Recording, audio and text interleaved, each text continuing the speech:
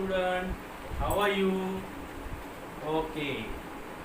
So बहुत time के बाद आज आखिर में वो दिन आ गया जो जिस दिन हम लोग ऑनलाइन लेक्चर स्टार्ट करें। और TY BCom में बहुत सारी चीज़ें हो गई है, बहुत कॉलेजेस में चालू हो गया है। विवा जैसे कॉलेज में अब तक लेक्चर चालू नहीं हुए, बट पद्मश्री भाव साहब वर्तक कॉलेज जो PVV कॉलेज है उसमें ऑलरेडी लेक्चर चालू हुए। कुछ जगह पे 2 चैप्टर्स हो गए, 1 चैप्टर्स हो गया है, बराबर कि नहीं। सो फाइनली हम लोग भी चालू करते हैं।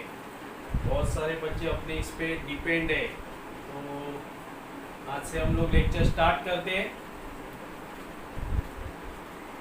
सो पहले हम लोग देखेंगे TY BCom जो आपका सबसे इम्पोर्टेंट ईयर है, उसमें आपको सब्जेक्ट्स पहले कौन से। तो पहला बनता है आपका फाइनेंशियल अकाउंट। क्या बनेगा? Financial account. इस सब्जेक्ट से आप सब लोग फैमिलियर हो, क्योंकि 11, 12, 13, 14, 15 में आपने फाइनेंशियल अकाउंटिंग सीखा है। नॉर्मल जो आपका अकाउंटिंग है, आपका वर्टिकल बैलेंस शीट, आपका horizontal balance sheet, piecemeal distribution, sole proprietor final account, partnership final account, non profit organisation, ये सारी चीजें सीख ली। बस ये सारा आप कंपनी के बारे में सीखो। आप क्या सीखोगे? कंपनी के बारे में सीखोगे। सपोज कंपनी ने मेरे को शेयर्स बेचे और कंपनी को वापस वो खरीदना है, तो बायबैक ऑफ शेयर्स कैसे होता है। कंपनी लॉस में चलती है तो कंपनी आपको बताएगी कि नहीं, मैं प्रॉफिट में हूँ, मेरी फाइनेंशियल कंडीशन अच्छी है, तो मैं सारी चीज़ें इंटरनली चेंजेस कर देता हूँ। तो दूसरा टॉपिक है इंटरनल कंस्ट्रक्शन, इंटरनल रिकंस्ट्रक्शन है, बराबर। पर्सनल इन्वेस्टमेंट है, जब आप किसी चीज़ों में पर्सनल इन्वेस्टमेंट करते हैं, शेयर्स में आपको डिविडेंड मिलता है, और आप कभी किसी बॉन्ड्स को या लोन को लेते हो तो आपको उसमें इंटरेस्ट मिलेगा। सो वो चीज़ है personal investment, company final account. ये 4 टॉपिक आपको नॉर्मली फाइनेंशियल अकाउंट पे सीखने हैं, और ये आपको फैमिलियर है, बहुत इजी है। थोड़ा सा अलग है, कंपनी के रूप में है, इसके लिए थोड़ा सा अलग रहेगा। बट एक मैं बोलता हूँ कि यहाँ जर्नल एंट्री के ऊपर बेस है, सारी वर्किंग नोट भी करनी पड़ती है, बट वर्किंग नोट के बाद सारा अल्टीमेटम आता है, आपकी वर्टिकल बैलेंस शीट बनाओ और उसकी जर्नल एंट्री पास करो। अब तक कैसे है कि बच्चों का सारा ध्यान आपने लेजर पे कंसंट्रेट किया है, और फिर दिक्कत आ जाती है कि जर्नल एंट्री आपको आती नहीं है।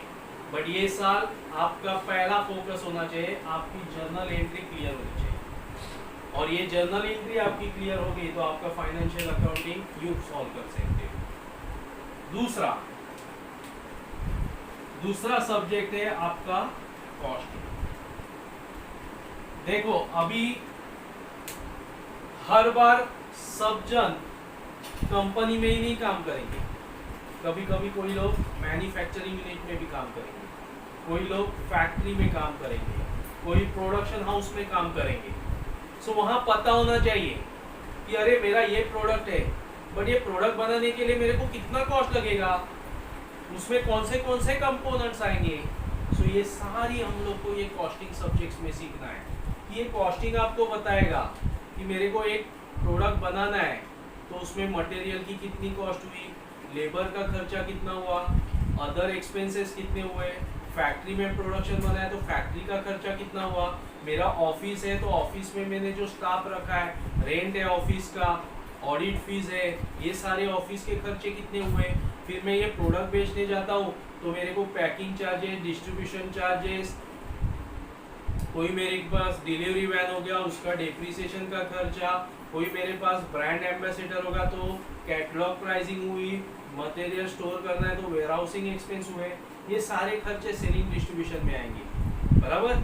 सो ये सारे खर्चे ऐड करके मेरे को एक प्रोडक्ट बनाने के लिए टोटल कितना कॉस्ट लगा, और ये मैं बेचने जाऊंगा तो मेरे को प्रॉफिट होगा या लॉस होगा, या कितने में बेचूंगा तो मेरे को मेरी सेलिंग प्राइस क्या होगी, ओके, कितना प्रॉफिट कमाना चाहिए। ये सारी चीजें मेरे को कॉस्टिंग सब्जेक्ट में सीखनी, बराबर।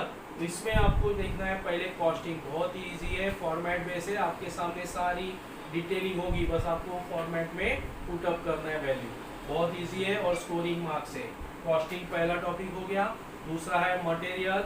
ये मटेरियल भी बहुत ही आसान टॉपिक है बट फॉर्मूला बेस है, आपको फॉर्मूला आना चाहिए। आपका मटेरियल कॉस्टिंग एकदम 100% मार्क्स मिलने वाला टॉपिक है। लेबर ये भी बहुत ही आसान टॉपिक है, इसमें भी सारे फॉर्मूले हैं। तो लेबर में लेबर कॉस्टिंग कैसे करते हैं, एक इफेक्टिव रेट कैसे निकाला जाता है, फिर बोनस प्लान कैसे कैलकुलेट किया जाता है, बोनस कैसे कैलकुलेट किया जाता है। तो वेरियस थ्योरी के अकॉर्डिंगली आपको फॉर्मूलाज है और उसके तहत आपको वेजेस कैलकुलेशन करना है, बोनस कैलकुलेशन करना है, बराबर। उसके क्राइटेरिया है और उस क्राइटेरिया को यूज करके आपको आपकी लेबर की कॉस्ट निकालनी है, आपके बोनस वैल्यू निकालनी है, आपको इफेक्टिव रेट ऑफ अर्निंग निकालना है, आपको लेबर कॉस्ट निकालना है, लेबर रेट पर आवर निकालना है। ये सारी चीजें इसमें सीखनी है। तीसरा टॉपिक है आपका मटेरियल हुआ, लेबर हुआ। चौथा टॉपिक आपका है ओवरहेड। इसमें प्राइमरी ओवरहेड होते हैं, सेकेंडरी ओवरहेड्स होते हैं। ये ओवरहेड के बारे में पर्टिकुलरली सीखना है। और इसके बाद जैसे आपने 11th स्टैंडर्ड में बैंक रिकंसिलिएशन टॉपिक सब लोग को मालूम होगा, आपने क्या किया था, बैंक के बैलेंस को अपने कैश के बैलेंस के साथ मैच किया था। वैसे ही आप कॉस्टिंग में कॉस्ट बैलेंस को आपके फाइनेंशियल बैलेंस के साथ टैली करना है, क्योंकि फैक्ट्री में जाओगे, कंपनी में जाओगे, जहां मैन्युफैक्चरिंग होता है वहां बैंक रिकंसिलिएशन के साथ कॉस्ट रिकंसिलिएशन भी होता है। तो यहाँ आपको कॉस्ट रिकंसिलिएशन सीखना है, मतलब आपकी फाइनेंशियल कॉस्ट आपने बेस पकड़ी तो आपकी कॉस्टिंग वैल्यू क्या होगी, ओके, और कॉस्टिंग बैलेंस को बेस पकड़ा तो आपकी फाइनेंशियल वैल्यू क्या होगी।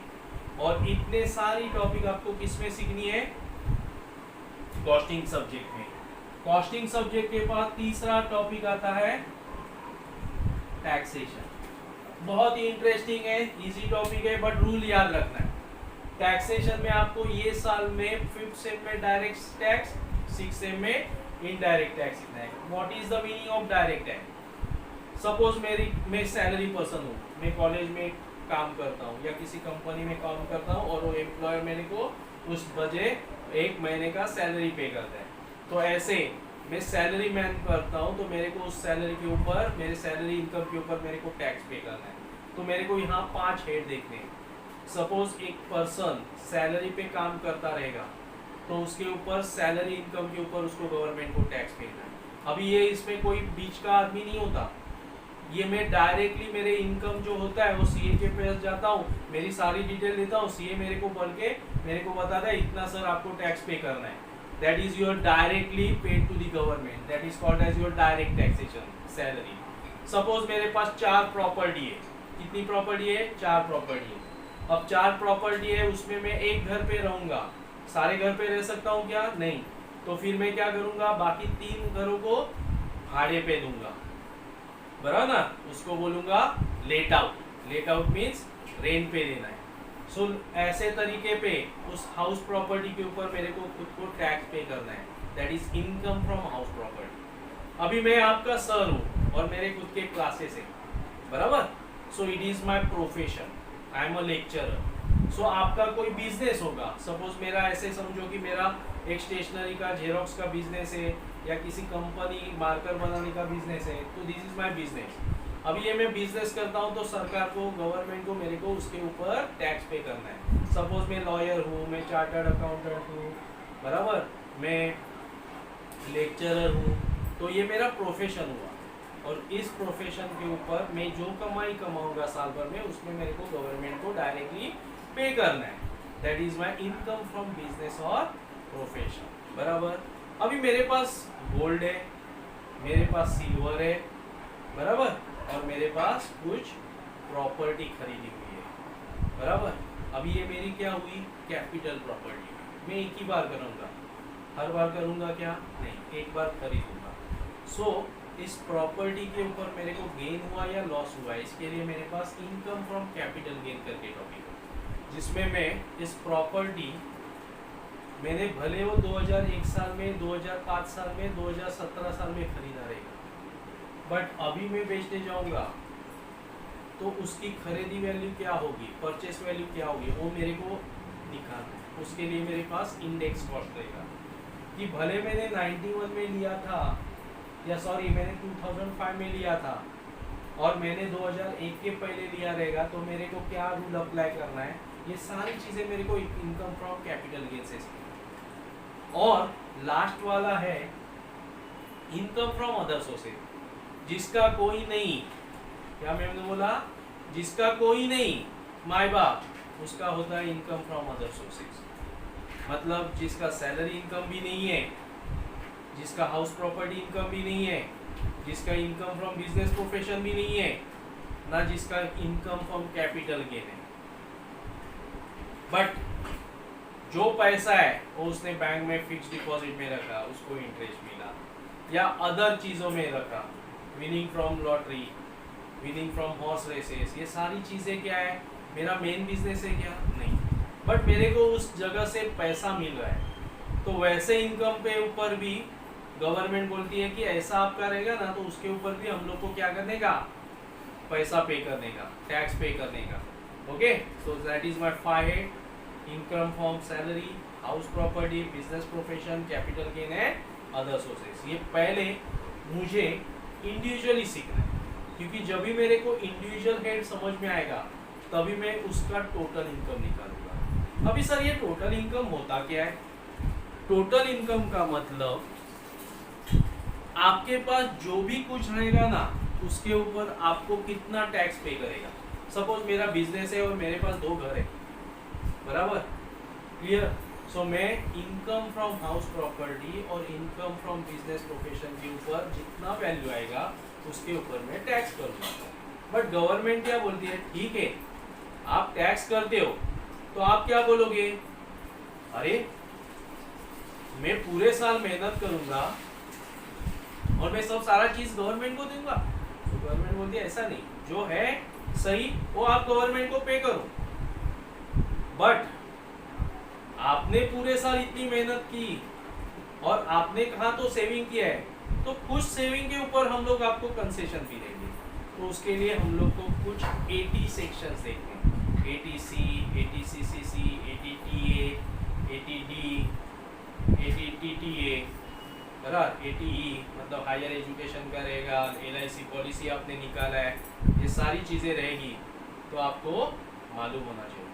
सो ये साल हम लोग को ये सारी चीज़ें, ये फाइनेंशियल अकाउंटिंग, कॉस्टिंग और टैक्सेशन, ये 3 टॉपिक में आपको सीखना है।